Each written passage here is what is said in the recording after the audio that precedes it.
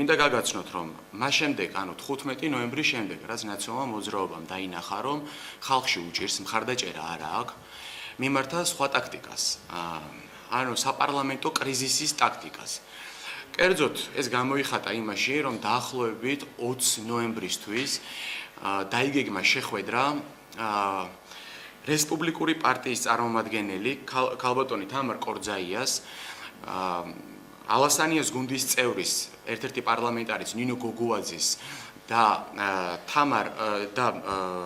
ხათუნა გოგორიშვილთან ერთად, პლუს ამ შეხვედრას ესწრებოდა კუდის მაღალჩინოსანი ქალბატონი თამარ მიქაძე, დათა ახალაიას დროს ეს ქალბატონი იყო სამმართველოს უფროსი უშიშროების საკითხებში.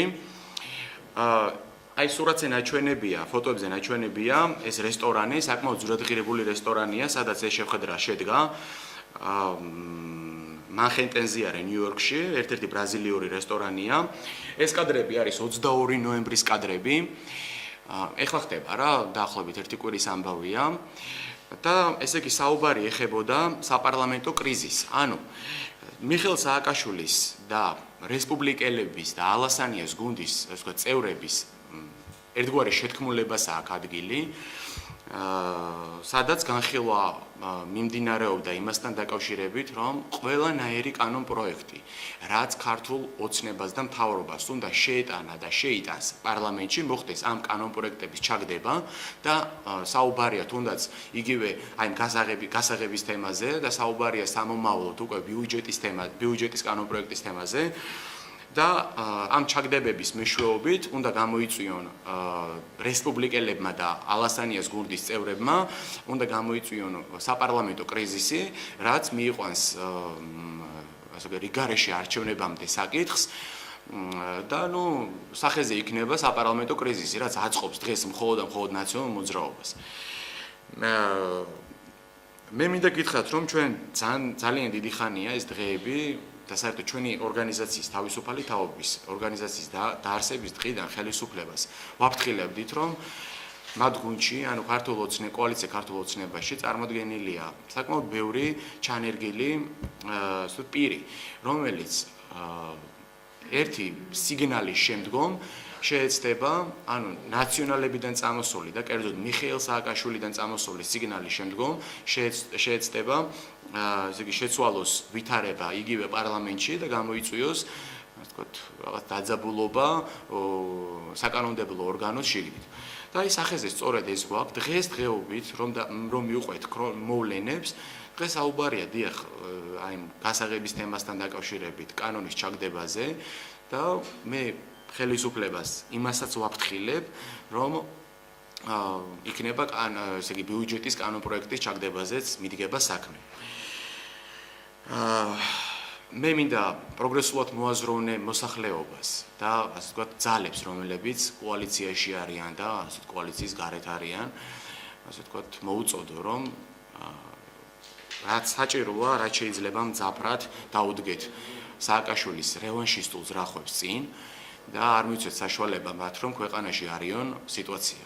საკმაოდ მნიშვნელოვანი ფოტოებია, თუ ნახავთ ახლა აი კიდევ ერთხელ აი 4 ადამიანი, ხათუნა გოგორიშვილი, აი ეს ამ ფოტოზე მაქვს საუბარი, თამარ კორძაია, რესპუბლიკური პარტიის ნინო გოგუაძე და ის კუდელი თამარ მიქაძე, რომელიც კიდევ ერთხელ ძალიან ახლო ურთიერთობაში ხა, პირადულში არ ვიჩრევი, მაგრამ ძალიან ახლო ურთიერთობაში იყო დათა ახალაიასთან და პრაქტიკულად მისი ინტერესების გამტარებელია. გეუბნებით, დრო იყო 22 ნოემბერი, ამა წლის 22 ნოემბერი, ანუ დაახლოებით 5 დღის წინ შედგა აი ეს რესტორნის შეხვედრა. აი აქ აღნიშნავენ ესენი ამ კოალიციის, ამ ალიანსის, ასე ვთქვათ, ერთობას რა. და მანამდე, აი ამ რესტორნის კადრებამდე საუბარია იმაზე, რომ ეს პიროვნებები ერთობლივად იყვნენ დაბარებულები სააკაშვილთან და იყო შემუშავებული ის თემა, ანუ საპარლამენტო კრიზისის თემა. რა ვიცი, თუ რამე კი. არა, აი ეს არის რესტორანი მეთქი. ხო, იყო, დიახ, იყო შეხვედრა სააკაშვილთან, ეს ემიგრანტებმა მოგვაწოდეს ამასთან დაკავშირებით. ციდან არ ვარდება ეს ინფორმაცია და არ ვთხზავთ ამ ინფორმაციას. მოგვაწოდა ამერიკაში მყოფმა, ასე ვთქვათ, კეთილმა მსურველმა, ქვეყნის კეთილმა მსურველმა ემიგრანტებმა რეალურად, რომლებმაც აი კიდევ ერთხელ გიდასტურებთ. მე შემიძლია გითხრათ რესტორნის სახელი, სად მდებარეობს ეს რესტორანი და თარიღი, რა თარიღში მოხდა. ანუ ბრაზილიური რესტორანია რა ჩურასკარია პლატფორმა, ესე ქვია რაღაც, ანუ ბრაზილია ნიუ-იორკში მდებარეობს მანჰეტენის, ასე ვთქვათ, მანჰეტენზე რა. და ნუ უკვე ნათელია იმაზე საუბარი, რომ რაღაც მზრახვებს აქვთ, ამათ ბოროტულ მზრახვებს აქვთ ადგილი. და ისე ხელისუფლებას მოუწოდებ, რომ აი ეს ადამიანები, ეს ის ძალები, ანუ რესპუბლიკელები და ალასანიას ძალები, რომლებიც ძირს უთხრიან ქართულ ოცნებას და ფარულ კოალიციაში შედიან ნაციონალურ მოძრაობასთან. ეს ძალიან მნიშვნელოვანი თემაა. მით უფრო რომ არის წლის ბოლო და ახლოვდება, ესე იგი, ბიუჯეტის განხილვის თემა.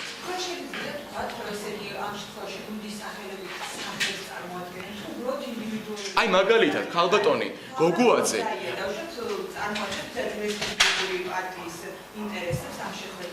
რა უნდა ქალბატონ გოგუაძეს და ქალბატონ კორძაიას ყოფილ ყუდილთან ახალაიას დროინდელ ყუდელ მაღალ ჩინოსანთან საგამოძიებოს არა უშიშროების საკითხებში იყო ესე იგი საიმის განყოფილების უფროსი ეს ქალბატონი თამარ მიქაძე რა უნდა და იმ გოგორიშვილთან რა უნდა და შეხვედრაზე თუ ესენი დაპირისპირებული ძალები არიან და არ არიან შეხმატკილებულები არაფერი საქმე არ ქონია არც კორძაიას ამერიკაში ისეთია გაშუქდა რამე საქმე იყო რამე ვიზიტზე საუბარი არა ხო ეს აშკარად არის ფარული შეხვედრები და მაინც და მაინც ნიუ-იორკში სადაც ვიცით რომ სააკაშვილს აქვს ერთგვარი ნაციონალური ბუდე გაკეთებულია ნიუ-იორკში ქართველი ანუ სააკაშვილის დროინდელი ჩინოვნიკების ბუდი არის რეალურად საიდანაც ეს მიხეილ სააკაშვილი და ნაცმოძრაობა პრაქტიკულად აგვარებს საქმეებს რა საქართველოში და ცდილობს არეულობა დათესოს.